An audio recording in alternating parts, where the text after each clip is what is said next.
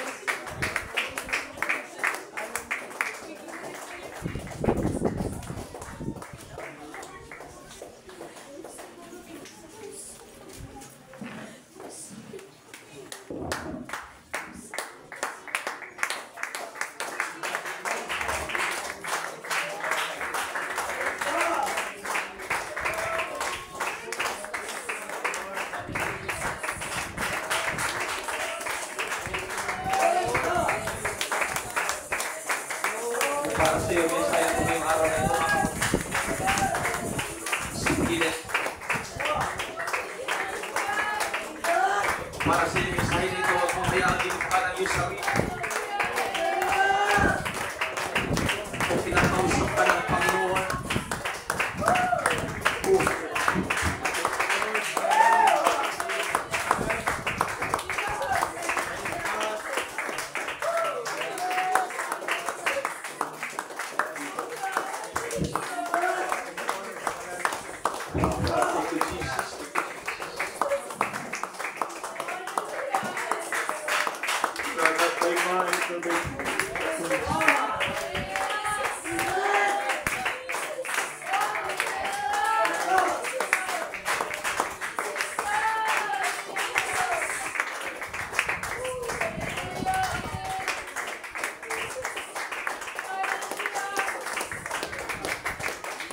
pamagat ang ating mensahe sa araw na ito, mga kapatid. Pinamagat ako po itong huwag kang tumakas. Hallelujah. Sabi mo sa iyong katabi, kapatid, isa ka lisod, huwag kang tumakas. Kahit naghihirap tayo ngayon, huwag kang tumakas. Kahit nagkakasakit ang pamilya, huwag kang tumakas. Sa presensya ng ating Panginoon, may pinapapagod ang iba sa atin, pero hindi tayo dapat tumakas. Maaaring nanghihina tayo sa pananampalataya, pero hindi tayo dapat tumakas. Oh, hallelujah.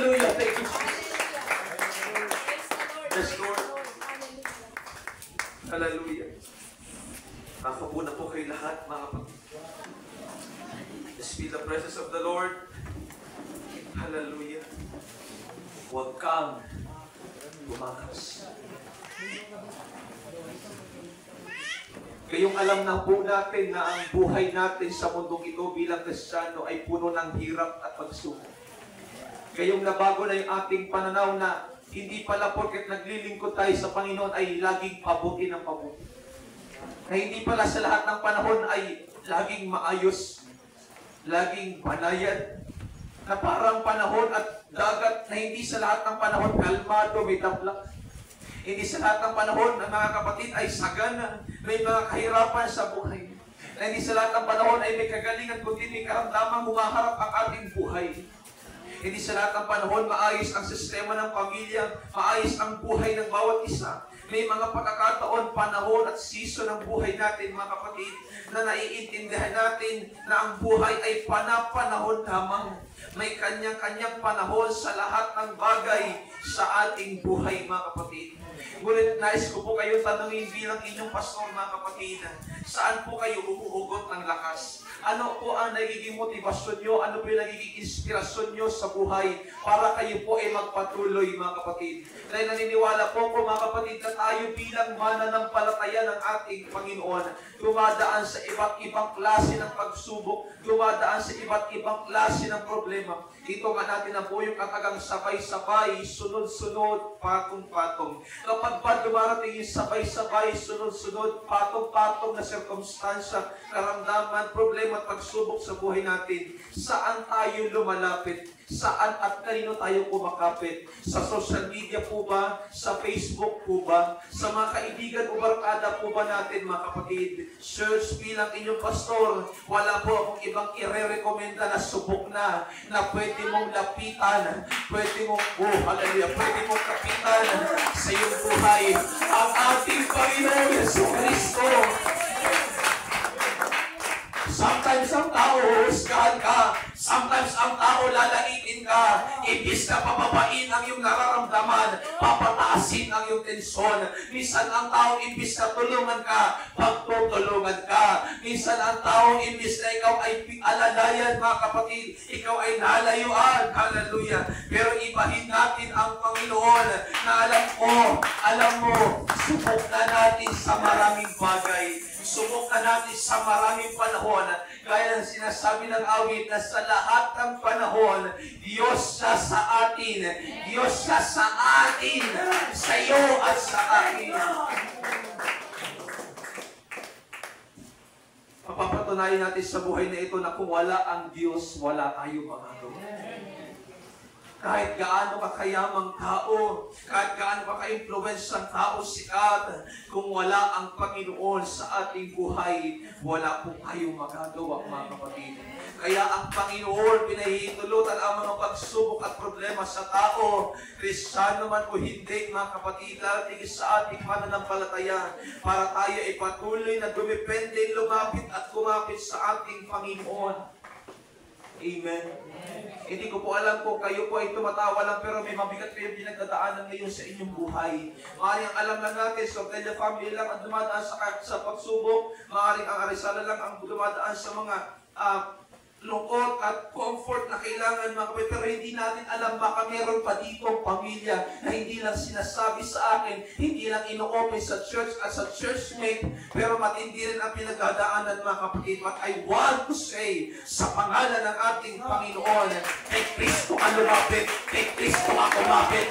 Yan man yung mga bagay na napapayak sa iyo ngayon, kay Kristo ka lumapit, kay Kristo ka lumapit. Yan yung mga bagay na pinanghihilaan ka ng loob, kay Kristo ka lumapit, kay Kristo ka kumapit. Wala po tayong ibang gagawin sa buhay na ito. Lumapit at kumapit sa ating Panginoon.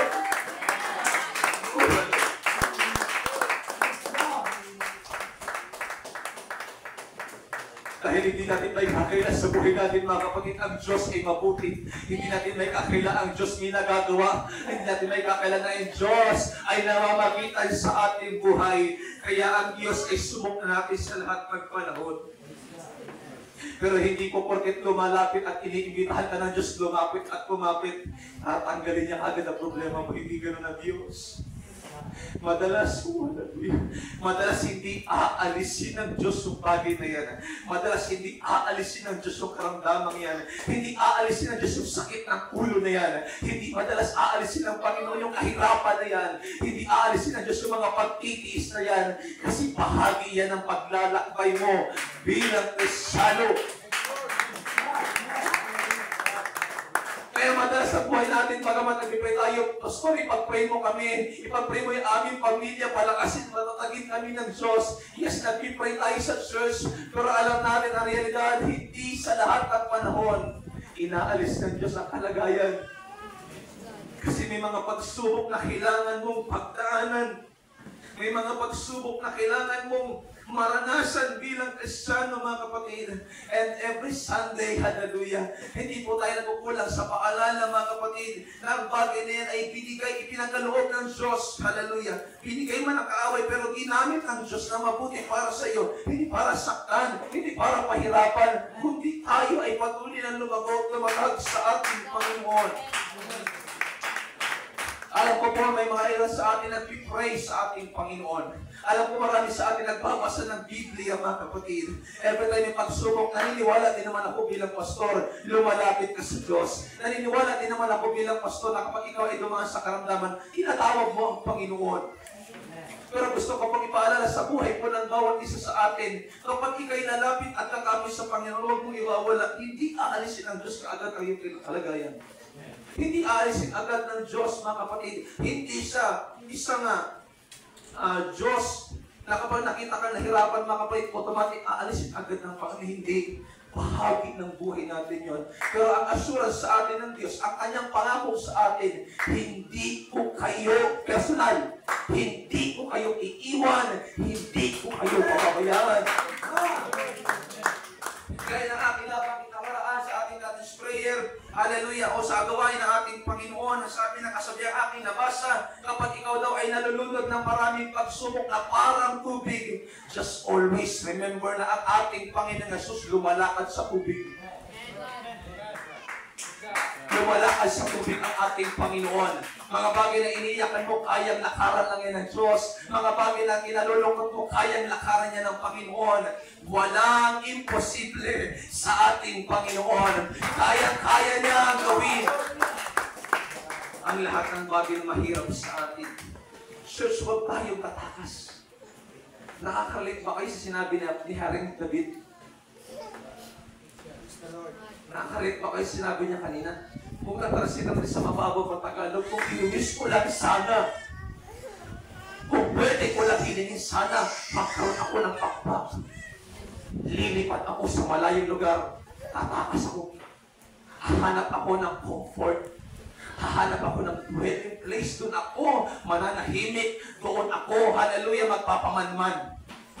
Pero salamat sa Panginoon, hindi lahat ng ating manalangin tinutugon ng Diyos. Pag binigyan ka ng pakpak, marahil hindi ka na makikita sa gawain ng Panginoon. Pag binigyan ka ng pakpak, pupunta ka sa bar. Doon mo na ako magaliwaliw, Pastor. Punta mo na ako ng Puerto. Doon sa Balayong. Punta mo na ako ng NC, Toxic sa Dagmay. Punta mo na ako ng NC, punta mo na ako ng SM. Magkaya nga lang hindi ka makapunta. Maharap ka pa din ng SM. Madalas sa buhay ng Kristiyano, iniisip yan. Kung pwede ko lang takasan itong problema ko eh. Amen. Kung pwede ko lang takasan itong mga pasaway na anak na ito eh. Kung pwede ko lang takasan itong karamdaman na ito, Lord, bigyan mo naman ako ng pakpak. Takasan ko ang bahagi na ito. Pray, mga kapatid. Hindi po tayo tumakas palayo sa Diyos. Pag mabigat ang problema, pag mabigat ang sirkumstansya, pag mabigat ang buhay, pag nagkakagulo-gulo na sabay-sabay, huwag kang tumakas palayo. Tumakas ka palapit. Hanapin mo hindi yung safetyness mo. Hanapin mo yung presensya ng Diyos. Hanapin mo pa rin yung gawain ng Diyos. Hanapin mo pa rin yung katwiran ng Panginoon. Huwag ka magkukubli sa bahay. Huwag ka magkukubli sa kwarto. Hanapin mo ang gawain ng Diyos. Ang presensya ng Panginoon. Bakante ang simbahan. Wala po itong kandado. 24 oras bukas na bukas ito para sa iyo. Nawa, malapit na kayo sa simbahan. Patuloy nyo hanapin kaagad ang lugar kung saan nyo natatagpuan ng Diyos.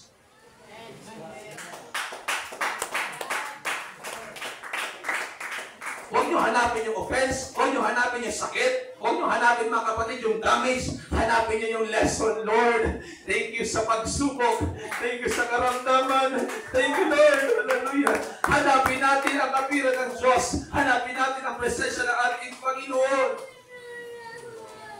Dahil ikaw rin na makakapagsabi, hindi ka lumuluwag kapag yan ang inuunang. Kaya kagandahan kapag ikaw ay lumalapit at kumakapit sa ating Panginoon, tinuturuan ka ng Diyos na magtiis. Kaya sabi na po sa Santiago, sa Santiago 1, ang sabi na po sa Santiago, na nang inyong nalalaman ang pagsubok ay gumagawa ng pagtitiis. Kaya hindi natin dapat ikapagtaka ang mga bagay na ito kasi kailangan mo ang bagay na ito. Pastor, hindi ko naman kasalanan, bakit ako nahihirapan? Yes, kahit hindi ikaw yung may kasalanan, pero all things work together for good. Gumagawa ang Diyos ng paraan, hindi para lang sa kanila, kundi para sa iyo rin. May tinuturo ang Diyos sa bawat pagsubok. I pray. Hindi kayo manibago sa kanyang turo. May tinuturo ang Diyos sa bawat pagsubok. May tinuturo ang Panginoon sa bawat problema. Pastor, bakit hindi pa natatapos? Hindi tayo, mga kapatid, nasa posisyon para hulaan po ang bagay na yan. Ang Diyos ang nakakaalam. Amen? Ang Diyos po nakakaalam, mga kapatid. May mga pagkakataon na sa buhay natin, mga kapatid, na para tayong paro-paro. Alam niyo paro-paro? Saan simula ang paro-paro, mga kapatid?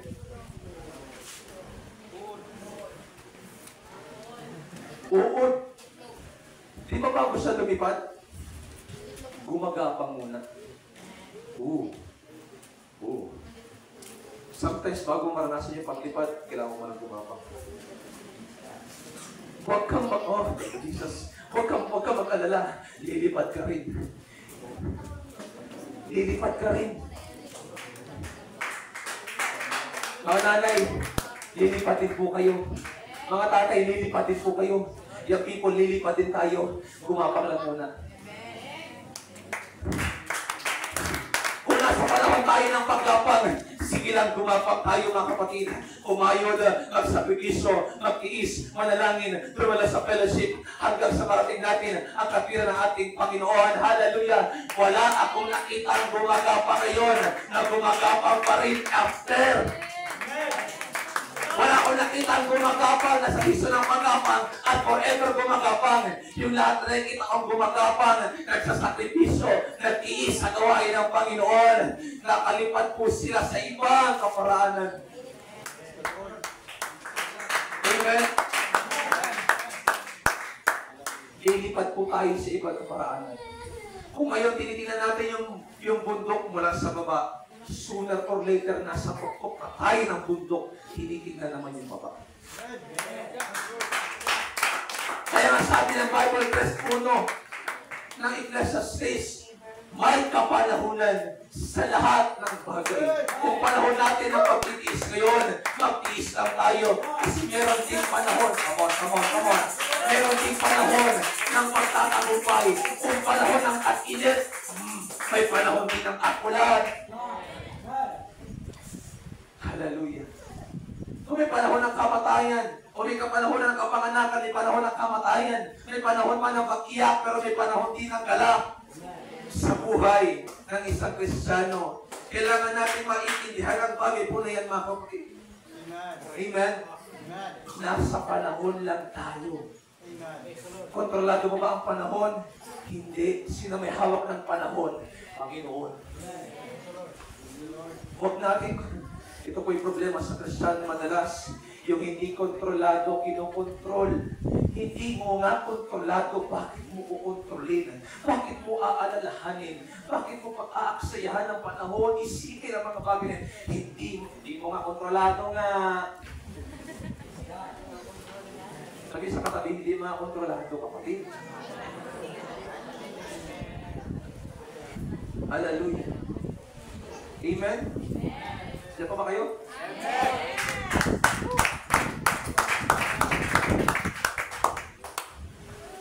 Kung hindi natin kontrolado, ibigay mo sa may control. Pastor, ang sakit eh. Pastor, ang hirap eh. Pastor, hindi mo kaya magtiis.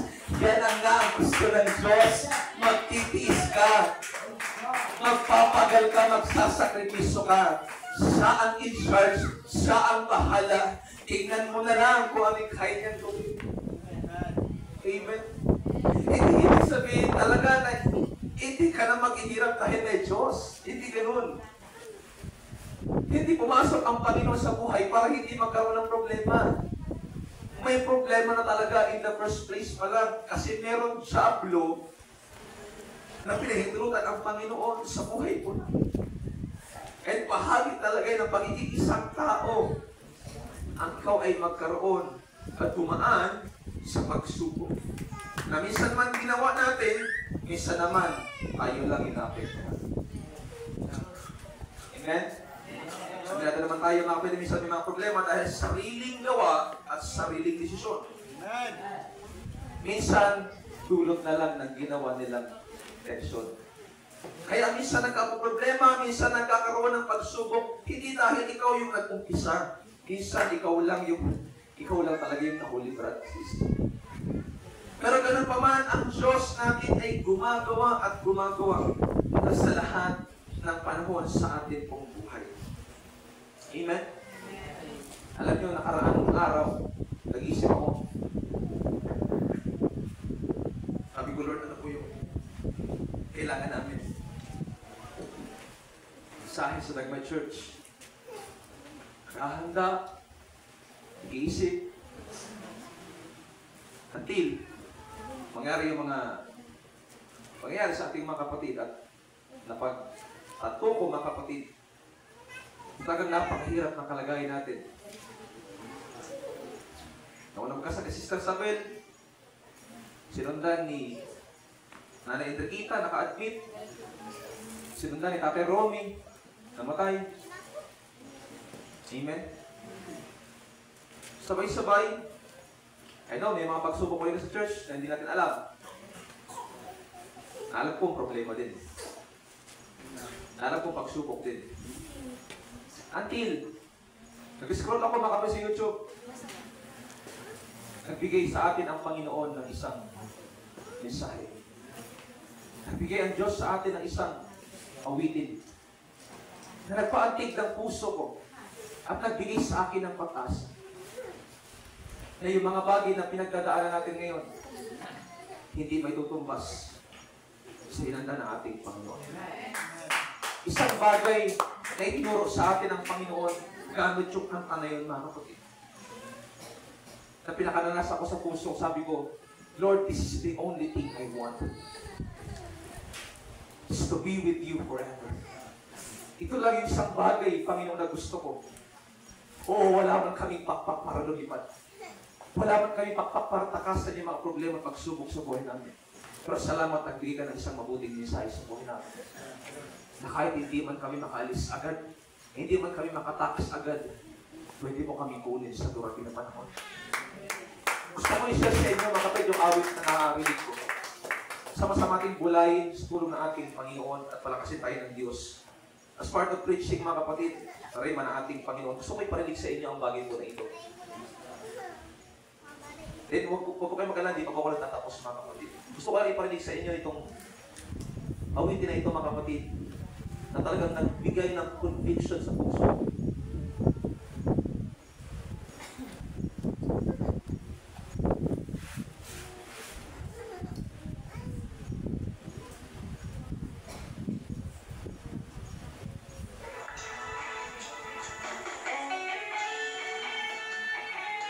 Bless tayo ng Panginoon through this message, mga kapatid. Maganda yung sasabi ng lyrics.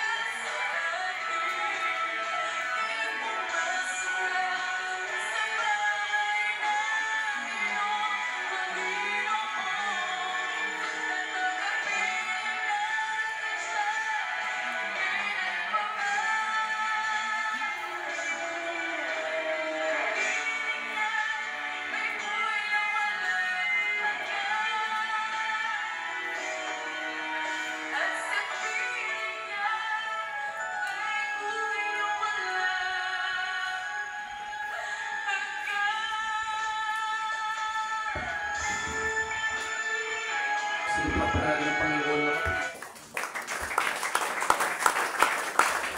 ang napakagandang awiki at sa ating nagbibigay sa atin mga kapatid ng pag-asa at kagalakan sa paglilingkod sa ating Panginoon na magpatuloy sa gitna ng pagsubok at hamon ng buhay.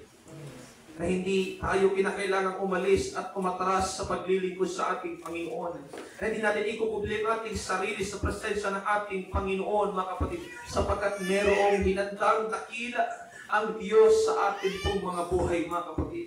Dati ang pamantayan ko, ganun din mga kapatid. Lord, kung okay lang, matakasan ko na itong pagsubok na ito, matakasan ko na itong problema na ito. Pero pagiging makasarili pala yung ganun mga kapatid. Hindi pala tama yung ganun. Yung ganun kasi pala, Lord, sana bumalik ka na kaagad ngayon. Hindi natin dapat pangunahan ang ating Panginoon mga kapatid. Hindi natin dapat pangunahan ang kalooban ng Diyos sa ating pong buhay mga kapatid. Yes, hindi ito funeral service para pag-usapan yung patay o bangkay at yung langit, mga kapatid. But this is a Sunday service, mga kapatid. Pero right place para pag-usapan, hallelujah. Bigyan ng encouragement ang mga kapatiran na magpatuloy tayo sa paglilingkod sa ating Panginoon. Imagine niyo kung sa lahat ng pagkakataon pwede po tayong tumakas. Kung ang Diyos tumakas, wala tayong kaligtasan. Kung tinuruan tayo ng Diyos na tumakas porket mahirap, porket nagkakasakit, porket may problema pagsubok, kung tinuruan tayo ng Panginoon, hindi tayo lalago. Ako na lang, hindi ako lalago na ganito, hindi ako magiging ganito, kung hindi tumaan ang mga pagsubok sa buhay, kung hindi ako nagtiis, kung hindi ako nagpakal, kung hindi ako makapresidente na ating Panginoon, hindi ako magiging ganito. Wala kayong maririnig sa akin na itong bagay patungkol sa ating Panginoon. But praise God! Nagpapasalamat pa tayo sa Diyos sa mga pagsubok sa buhay. Gaano po kayo nagpapasalamat sa ating Panginoon? Baka po sa pagsubok, hinahayaan nyo na hindi kayo manalangin sa Panginoon.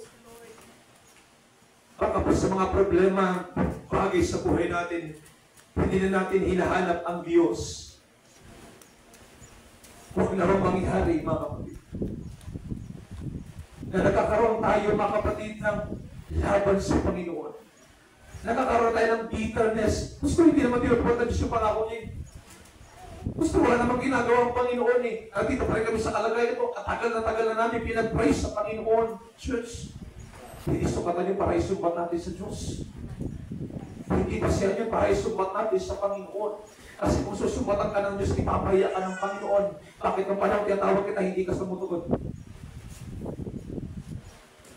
Nasaan ka nung tumatawa ako ng kaluluwa, bakit hindi ka sumasagot? Si Job nag-complain sa Diyos. Dumating ang panahon, tinanong niya ang Panginoon, bakit nangyari mga bagay? Sabi ng Panginoon sa kanya, nasaan ka? Sino ka para husgahan at gustuhin ang aking ginagawa? Nasaan ka nung likhain ko ang langit, ang mga ibon sa hipapawid? Nasaan ka? Hindi ko sinasabi mga kapay na papalawalain natin ang mga pangyayari sa buhay natin. Acknowledge mo yan. I-realize mo yan. Pero huwag mong tatakasan. Ipaglaban mo ang paglilingkod sa Panginoon. Inaban natin ang paglilingkod natin sa Panginoon. Sinasuporta natin sa gawain ng Diyos nung una tayo tumanggap. Ngayon habang nagpapatuloy tayo sa gitna ng pagsubok at problema, ganun pa rin ang ating gawin. Ganun pa rin ang ating ibigay, mga kapatid. Dahil hindi dapat tinatakasan ng isang malagong Kristiyano ang pagsubok. Hindi tinatakasan again ng isang malagong Kristiyano ang paglilingkod niya sa Diyos. Hindi siya tatakbo papalayo sa Diyos. Tatakbo sa papalayo sa Panginoon. Sasabihin niya, Panginoon, ikaw ang tanging kong kailangan sa buhay ko, Diyos. Wala po akong magagawa sa kanang aking sarili. Ikaw na lang hina, ikaw na nagkamali sa Panginoon. Hindi mo dapat italis ang buhay mo sa Panginoon. Hindi mo dapat ikubli ang sarili mo sa presensya ng Diyos. Lalo kang lumapit at lalo kang kumapit. Amen? Amen, mga kapatid? Alam mo ano yung nararamdaman yung mga oras na ito. Ginagutom na kayo. Hallelujah. Tiis hanggang sa wakas. Siyang maliligtas. Hindi natin binibigay ang mga kapatiran dito. At sinasabing ito lang yung dapat natin gawin out of comfort zone. Hindi natin sinasabi. Kailangan natin sabihin sa kongregasyon, kailangan mong magtiis, kapatid. Dahil sa pagtitiis, kung mo mararanasan yung tamis ng paglilingkod sa Panginoon. Hindi ko makakalimutan yung mga panahon na nagsimula kami sa Bukana. Napakapait din ang aming naranasan, mga kapatid. Pag-uusik, karamdaman, pagsubok, hallelujah, to the point na nagdesisyon ng aking mga magulang na lumipat na kami bumalik ng Maynila, mga kapatid. Pero kung umalis pala kami, hallelujah, kung tumakas pala kami, hindi pala kami magagamit ng Panginoon sa kanyang dakilang ministeryo. At wala ako ngayon sa pagkatawag na ito ng Panginoon kung umalis kami at tumakas kami. Pastor, pwede ka naman gamitin at tawagin ng Panginoon? Yes, pero maaring hindi sa kanyang pagkatawag. Hindi mo pwedeng hadlangan ang plano at kalooban ng Panginoon dahil lang nagkakaroon ka ng problema, kapatid. Hindi mo pwedeng hadlanganin, hindi ka dapat manguna sa buhay mo ang ating Panginoon. I remember Jesus Christ, nung siya nasa Garden of Gethsemane, sabi niya, Ama, kung maaari lamang lumagpas sa akin ang saro ng pagdurusak ito.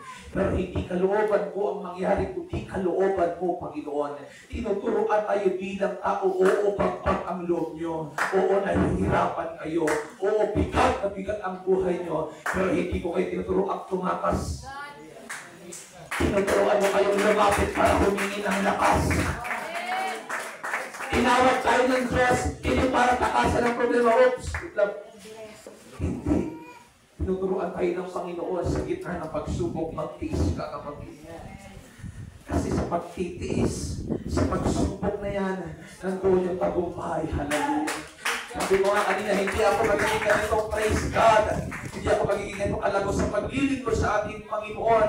Nagsisikap pa rin ako, nagtitiis pa rin ako, mga kapatid, may mga bagay pa rin ako binibigay sa Panginoon, sinusuko sa Diyos. Pero hindi ako ganito ngayon sa ganitong pananampalataya kung kinakasan ko ang mga pagsubok. Church, pinapatiis tayo ng Diyos sa mga bagay dapat natin tiisin. I pray, yung mga bagay na dapat natin tiisin, huwag natin takasan. At yung mga bagay na dapat natin tinatakasan, huwag natin tinitiis. Ang tukso, kailangan mong takasan yan, lumayo ka dyan. Pero yung pagsubok sa buhay, tiisin mo yan. Dahil bahagi yan ang paglilingkod mo sa ating Panginoon, mga kapatid. Kung ang ating Panginoon Jesus, sabi ko kanina, kung tumakas ang Panginoon, wala po tayong kaligtasan. Kung umalis ang Diyos sa Garden ng Gethsemane, hindi na siya nanalangin, hindi na siya nagbuwis ng buhay sa krus na Kalbaryo, wala tayong kaligtasan. Pero tinuruan tayo ng Panginoon, yung pinagdadaanan mo na yan. Yung mga iniiyak mo na yan. Yung mga tinitiis mo na yan. Yung mga paghihirap mo na yan. Nagiging testimony mo yan. Nagiging patotoo mo yan ng buhay mo sa ibang tao. Nagiging patotoo mo yan sa buhay ng kamag-anak mo para makita nila kung gaano kabuti ang Panginoon sa iyong buhay at maniwala silang buhay at tunay ang Diyos, mga kapatid. Tingnan niyo si Job. Nung sinubok, pinalik din ng Diyos. Bakit? Testing lang yun. May nawala, pinalik. May umalis, may pinalit. Testing lang yun. Test of faith. Pagsubok sa pananampalataya lamang yun. Magtiwala tayo sa Diyos, mga kapatid. Hindi ko sasabi ko dahil wala akong pinagdadaan ng problema. Hindi sasabi ko dahil easy lang ang buhay ko. Hindi. Bawat isa sa atin, mga kapatid, may pinagdadaan na sa buhay. Pero hindi suwestyon. Hindi garantiya na tayo, mga kapatid, ay magpabaya sa ating Panginoon. Since meron tayong Holy Ghost. Amen?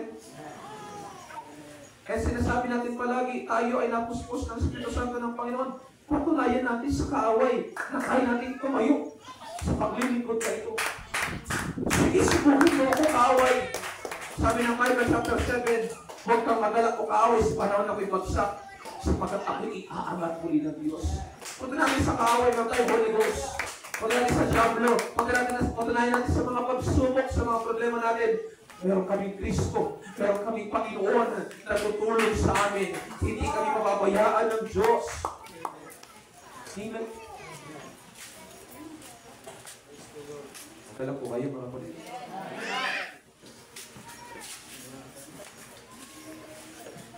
Di ba pakitapin yung katabi?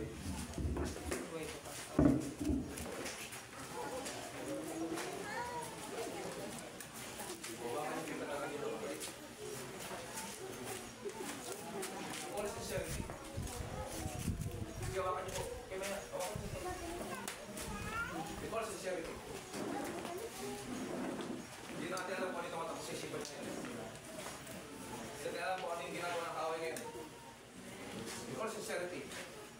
Review ko siya. I pray in Jesus' name.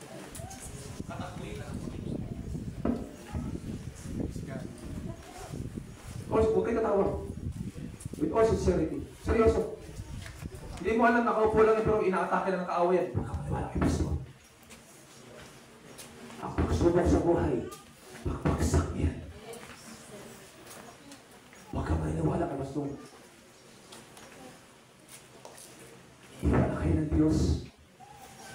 With all sincerity. Sige. Oh, hallelujah.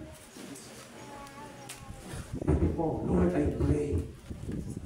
Sa pangalan mo, Panginoong Jesucristo,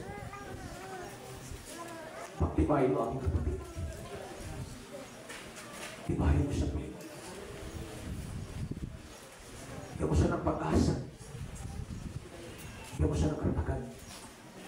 Bigyan mo siya ng kalakas. Palakpakan natin ang Panginoon.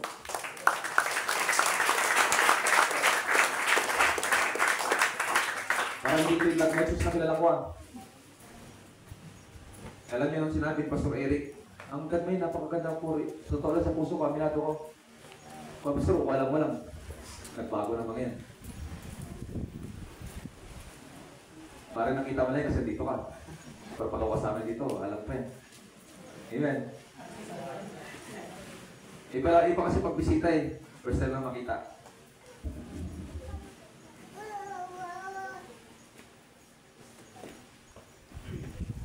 Hallelujah. Patuloy na tayo mga kapatid. Amen? So naripicture yung katabi niya mga kapatid? Hallelujah. Tandaan niyo kung hindi kayo makapatid sa preaching. Hindi rin kayo makapatid sa pagsubok sa buhay. Madaling kayo sumuko mga kapatid. Hindi ko pa sasabi yan para mahusga. Pangaralan sa tanang hindi niyo po kaya tiisin mga kapatid. Ano na lang po yung mga pagsubok sa buhay. Alam ko kung sino yung ganado pag-hindi na. Pero sige lang. Tuloy lang tayo mga kapatid. Ini-encourage ko lang kasi nahahawa yung ibang interesado eh. Amen? Gusto pa ng katabi mo, interesado siya pero nahahawa siya ng hikap mo eh. Nahahawa siya ng antok mo eh. Nahahawa siya ng katamaran mo eh. But I pray in the name of Jesus. Hallelujah. Inalis na Panginoon demonyo yung Espiritu sa iyong tabi. Amen? Hallelujah. Palakpakan natin ang Panginoon mga kapatid. Praise the Lord!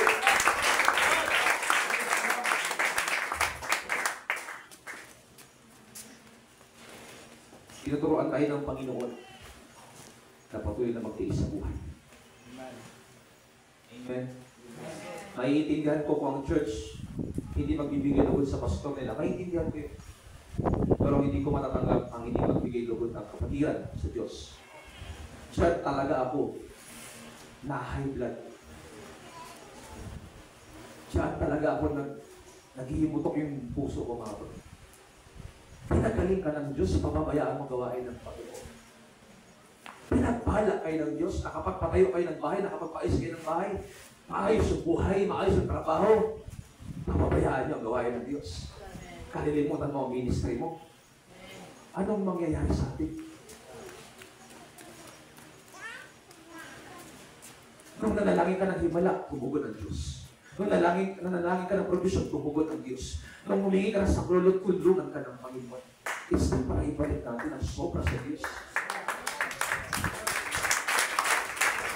Sabihin mo ang perfume mo to the best that you can. Sa abot ng iyong kakayanan, ipagamit mo ang buhay mo sa harapan ng ating Panginoon. Again, hindi mo kailangan tumakas sa presensya ng Diyos malayo. Kailangan mo lalong lumapit sa ating Panginoon. Amen. Ito lang gusto ko isaksi sa inyo isipan. Nagiging ganyan kaya kayo kalago sa paglilingkod at magiging ko kayo iglesia ng Diyos kung hindi rin kayo sinusok, kung hindi rin kayo inulak, magtiis, magsakripisyo, hindi mapapalain kayo ng Diyos.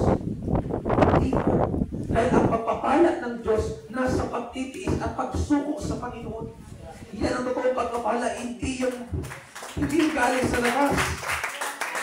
Hindi galing sa kalinuman.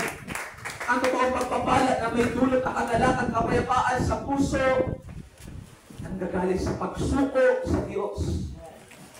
Kaya hanggat hindi mo isusuko ang buhay mo sa Panginoon, kapatid, hanggat hindi ka lalapit sa Panginoon, hanggat hindi mo ibibigay ang buhay mo sa Panginoon ng buong puso, lakas at kaluluwa, hindi ka pagpapalain ng Diyos. Oo, may pera ka pero hindi ka masaya. May maganda kang trabaho pero hindi ka kontento. Lagi ka nagrereklamo. Maliit na bagay, hindi ka mapapasalamat sa Panginoon. Bakit? Hindi suko ang buhay. Kaya tinuturuan natin sa church na ito, isuko nyo ang buhay niyo sa Diyos. Umalis kayo sa nakasanayan, sa comfort zone. Doon kayo pagpapalain ng Diyos. Nung si Pedro hindi makahuli. Nung si Pedro na kapag mga kapwa niya hindi makahuli sa kaliwa, di ba sabi ng Diyos, ihulog niyo sa kabila. Umalis kayo doon sa nakasanayan niyo ng gawin. Bumakpag naman kayo sa sinasabi ng Panginoon. Pastor, mahirap. Yes! Hindi ko sasabi hindi mahirap. Mahirap talaga ang paglilingkod sa Diyos. Masakit minsan ang paglilingkod sa ating Panginoon. Pero kailangan natin magtiis dahil bahagi ng paglilingkod natin sa Panginoon. Kasi hindi tayo lalago, mga kapatid, at hindi tayo magiging karapat-dapat sa paningin ng ating Panginoon. Remember, sabi ng Panginoon, ang hindi marunong magpasad ng kanyang krus, hindi magiging karapat-dapat sa akin. Kailangan ng sakripisyo. Walang Kristiyanong hindi dapat nagsasakripisyo. Walang ganon. Ang totoong Kristiyano, sinasabi ng Diyos, may pagsasakripisyo, may paglalaan ng oras, may panahon kang ibibigay, may buhay kang ibibigay sa harapan ng Diyos. Dahil hindi ka na nabubuhay sa iyong sarili, nabubuhay ka na dahil sa Panginoon. Amen. Kaya gamitin yung motivation. Kaya gamitin yung motivation, hindi mo napapanood nyo sa TikTok, hindi mo napapanood nyo sa Facebook ng mga motivational speaker. Mas makinig kayo mga kapatid sa mga preacher na Pentecostal na alam nyo, kaya kayo palakasin sa biyaya ng Diyos. Okay, aasa kay Singkitan. Okay, aasa kay Rendon Lapador. Mga motivational speaker lang po yan. Ang kailangan ng church, hindi motivational speaker.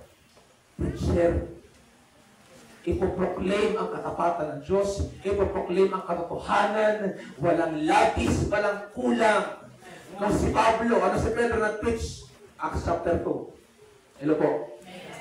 Nung nag-preach si Pedro sa Acts chapter 2, ano sinabi ni Pedro?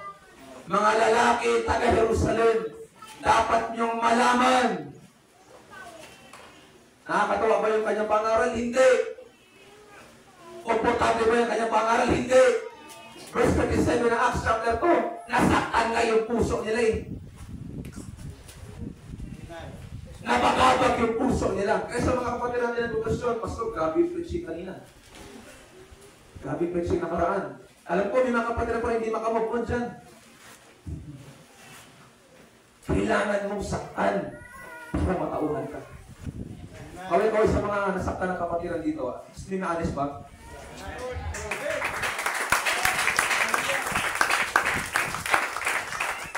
Hindi mo ako magpapakatas sa inyo mga kapatid. Pero since nagtaas ng kamay yung mga nasaktan at nabago yung puso, tingin nyo maging ganyan kayo kung hindi kayo nasaktan sa pangaral. Tingin nyo may dinagdag ang panas sa kahalit. Tingin nyo may dinagdag sa Diyos kung hindi kayo tinuwa na gano'n. Siya magsasabi niya, hindi ako. Pero minsan, yes, sabihin ko ito na personal, kailangan mo saktan. Kasi sino ba mag-aalis na malipagin na yan? Salita ng Diyos, sa pamamagitan ng pangaral. Amen? Amen?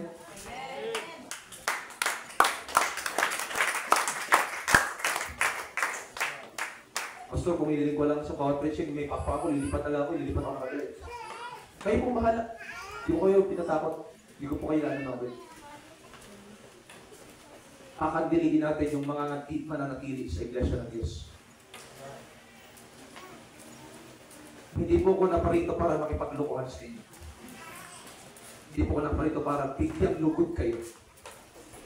I'm here to preach the Word of God. Whether you like it or not. Pag-uras kayo, hindi. Tumawa man kayo, hindi. Okay lang sila. Trabaho ko mga kapatid. Sis malapit na ang pagpabalik ng ating Panginoon. At tayo na sa huling araw na kailangan nating balansihin ang salita ng ating Panginoon. Kailangan nating ihanda ang iglesia ng Diyos, mga kapatid, sa nalalapit na pagbabalik ng ating Panginoon. Isa lang ang puntong bagay na gusto kong itanim sa inyong isipan. Kung hindi kayo nakarinig ng masakit na pangaral, tingin nyo, hindi kayo magiging ganyan. Isa lang, yun lang tingnan nyo, mga kapatid. Yun lang tingnan nyo sa biyahe ng Panginoon. Kung hindi kayo nakarinig ng masakit na pangaral, tingin nyo, ganyan kayo katapat mag-kites. Tingin nyo, ganyan kayo gagamitin ng Diyos. Tingin nyo, ganyan kayo kasabisin kayo sa Panginoon. I believe you. Pero tayo nilinalis sa inyo ang Diyos. Yes, offensive. Yes, medyo personal. Pero praise God. Nandiyan tayo sa kalagayan mo yan. Dahil nakarinig ka ng masakit na pangaral ng salita ng Diyos. Naniwala ka sa salita ng ating Panginoon kasi nilinalis sa iyo ang Diyos. Hallelujah. Kaya I praise God. I thank God for this church, mga kapatid. Amen? Amen. Hallelujah. Speaking of music team, ilan kami dito ginagamit ng ating Panginoon. Hindi ako matatakot kung minsan may isa dito na umalis sa sistema ng pastor dahil sa higpit na kinakailangan pa huwag gamitin, mananalangin ka muna, magtitibuson ka ng madaling araw, lalapit ka ng alas 8 para manalangin sa Panginoon, gamitin yung buhay mo. Hindi ako manginginig isang araw, may umalis sa music team. Napakarami naghihintay dyan na pwede ko tawagin. Amen? Marami dyan, mga kapatid sa Panginoon. Hallelujah. Gusto ko po kayong turuan, mga kapatid, hallelujah, na hindi kayo dapat i-baby. Hindi tayo dapat nananatiling baby. Hindi tayo dapat nananatiling bata. Tayo dapat dumating sa pagkapanta ng ating pananampalataya sa harapan ng ating Panginoon. Harapan natin ang ating Diyos. Tayo na kayo tumayo. Hallelujah.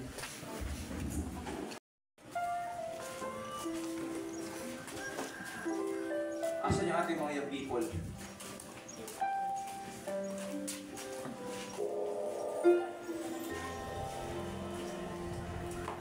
Mga bata, dito kayo sa taas. Boy, dito kayo sa taas, boy. Lapit lahat ang kabataan dito. Again, yung lahat na nagtaas ng kamay kanina, sabi na sangka sa pangaral, pero binago na Diyos. Okay, in-encourage mo yung kumatapak kayo, lapit kayo. Sige. Hindi ko kayo hinahamon, mga kapatid, ha? Hindi ko kayo hinusgan. Pero honest kayo sa buhay nyo. Pastor, ako, minsan ako na personal, minsan ako sangka sa pangaral mo. But I'm here, Pastor. Luluhod ako sa harapan ng Diyos.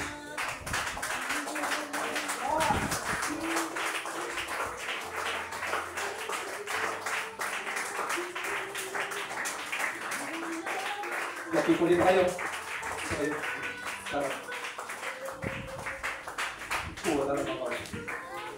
Thank you, Jesus. Okay, okay kayo magsasalita. Ito atin natin. Ito kayo, lapit yung mga dito. Kailan kayo huling na puspos ng Espiritu Santo ng Panginoon? Maybe matagal na.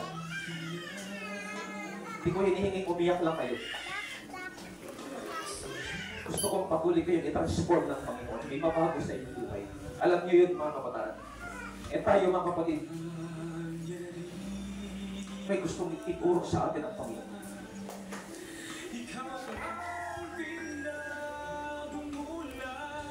May tinuturo sa atin ang Diyos sa mga problema at pagsubok natin. E kahit minsan hindi pabor sa atin yung pangaral, inaasam natin yung comfort, inaasam natin yung galak, yung inspirasyon. Pero iba yung naramdaman natin. Pero hindi ka naging ganyan, mga kapatid. Kung wala seta ng Diyos na tumago sa puso mo. Kung wala seta ng Diyos na bumangga sa prinsipyo mo. Hindi ko hinihingi magpasalamat kayo sa pastor niyo, mga kapatid. Magpasalamat kayo sa Panginoon. Magpasalamat kayo sa kawan na gusto kayong baguhin. Magpasalamat kayo sa Panginoon na gusto kayong ayusin. Na gusto kayong itawad, gusto kayong itawin. Ginagamitan tayo ng Panginoon, mga kapatid.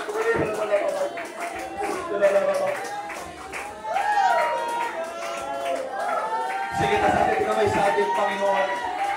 With all repentance, ang may pagsisisi ng kasalanan, aminin natin sa Panginoon, Lord, nanghina ako, nagduda ako, Panginoon, sa iyong ginawa, sa iyong ginagawa, Panginoon.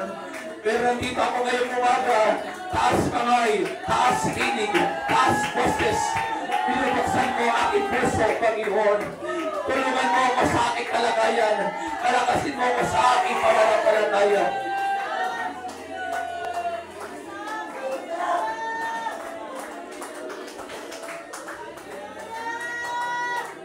Sige, mag-pray tayo sa Panginoon.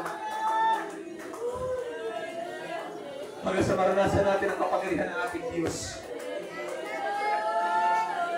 O God, patawarin mo kami sa aming pagkukulang, O Diyos, sa po ng kongregasyon ito. Lumalapit kami, O Diyos, napakumaba kami. Sa ganang aming buhay, Panginoon, kailangan namin ang iyong presensya. Kailangan namin ang isang kong Espiritu, Lord. Kaya ang ang puso ng bawat isang Panginoon.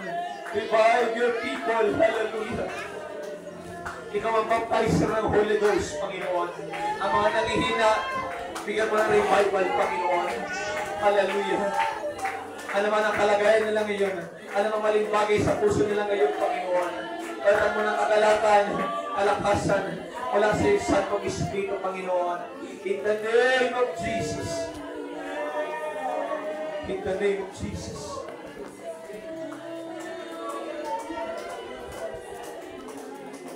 Come on, young people, lift up your voice. Let's speak to Jesus.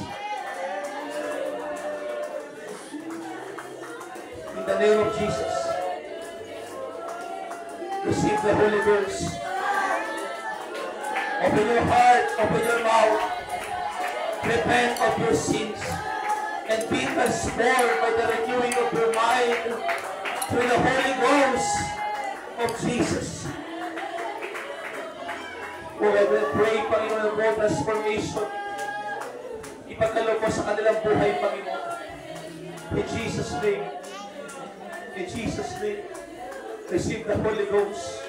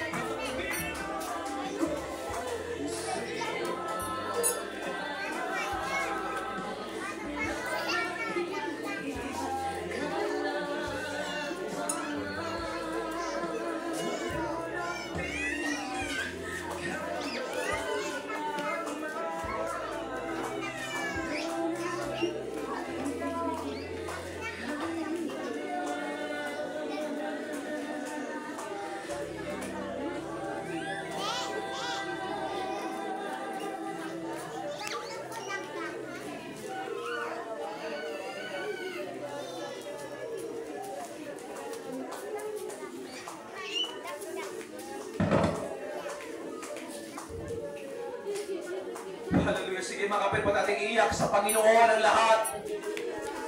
Tuloy nating ibigay sa Diyos ang ating buhay, ang ating puso. Pagsisiyan natin lubos ang ating pagkukulang, pagkakamali. Nariyan ang Panginoon, huwag kang tumakas sa presensya ng Diyos. Huwag kang umalis, huwag mong ikublihan yung sarili sa harapan ng ating Panginoon. Hayaan mong baguhin ka ng Diyos. Hayaan mong palakasin ka ng Panginoon. Hayaan mong i-anoint ka ng kapangyarihan ng Espiritu Santo ng ating Panginoon. Hallelujah, God! I pray in the name of Jesus. Hallelujah. That the Apostolic Revival, that the Pentecostal Revival, Lord, move upon this place, Lord. Hallelujah, hallelujah, hallelujah.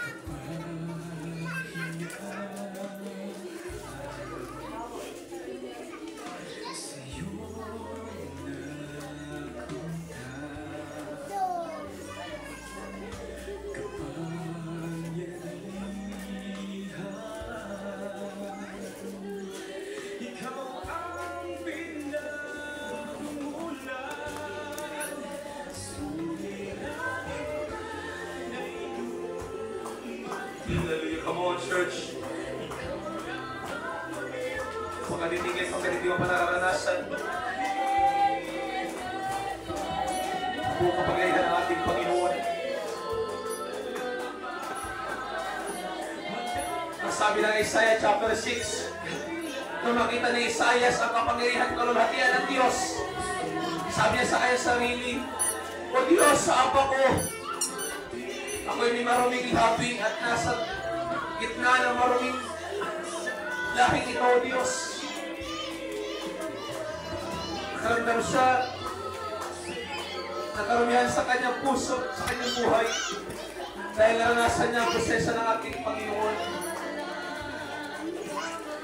Ito pong kapuspusan ng Espiritu Santo, marirealize mo na wala kang magagawa sa ganang Diyos sarili. Wala kang ibang makikita kundi ang kapangyarihan ng Diyos. Hindi ang sarili mong pananaw at iyon. At ang sabi ni Isaiah, sa tanong ng Panginoon, sino ang aking susuguin sa aking bayan? Ang sabi ni Isaiah, narito ako, O Diyos. Suguin mo ako, Panginoon. Diyos, ang kapuspusan ng Espiritu Santo ng Panginoon, hindi dapat magbunga ng pag-aklas. Hindi dapat magbunga ng pag-atras. Dapat magbunga ng pagsunod at pagpapasakop natin sa gawain ng ating Panginoon. Sa pagpapatuloy natin sa ministeryo, sa pag-ibig natin sa Iglesia ng Diyos, sa pag-ibig natin sa kapangyarihan, sa pag-ibig natin, hallelujah, sa mga wala pa sa paglilingkod sa Panginoon. Ipapasag mo ngayon yung pusong pasad na napuno ng katigasan. Patuloy mong ipapasag sa Panginoon kapag ang pusong ayaw magpaturo. Ang pusong lagi nagre-reklamo at nag-aalam, nagmalimbagay sa Panginoon dahil sa problema. Pagsisiyan natin ang ating pagkukulang sa ating Panginoon. Lahat ng pagpapatawad ng Diyos sa kanyang anak, sa ating Ama, nakakaalam ng ating kahinaan. At ang tanging Ama natin na magpapatawad ng ating kasalanan at maglilinis ng ating puso. God, patawarin mo ang iglesia ito, Diyos. Sa alinmang nasumpungan mong pagkukulang, pagkakamaling Panginoon. At kami na humihingi ng awa, habag at bihaya, Panginoon. Huwag Patuloy mo kami tulungan. Kaawaan mo kami, O Diyos. Hallelujah. Come on, let's enjoy the presence of the Lord in this place. Hallelujah. Sige. Come on. Come on. Let's enjoy it. Hallelujah.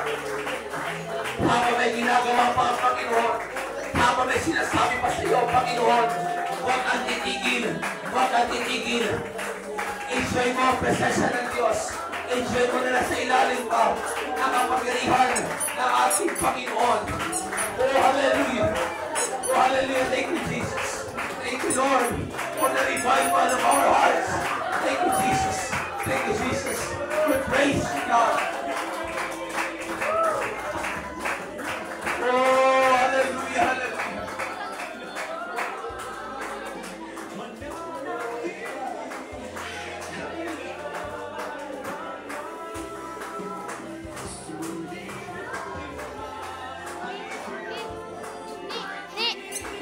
Praise the Lord, praise the Lord. Oh, hallelujah.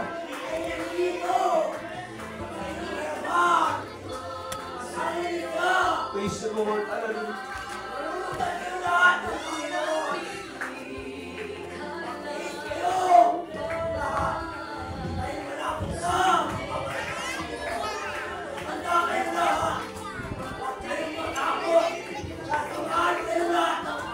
Oh, hallelujah.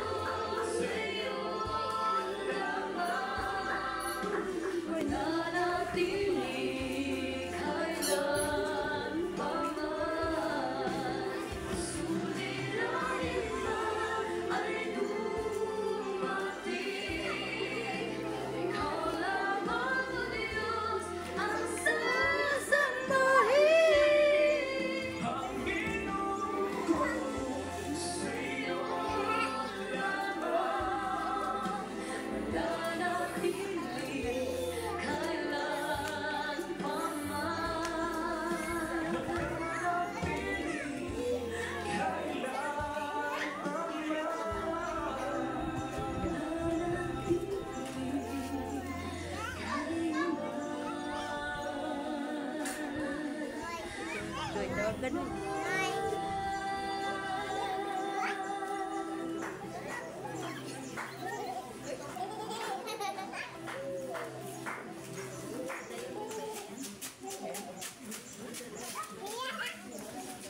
Diyan meron ganyan. Malaki.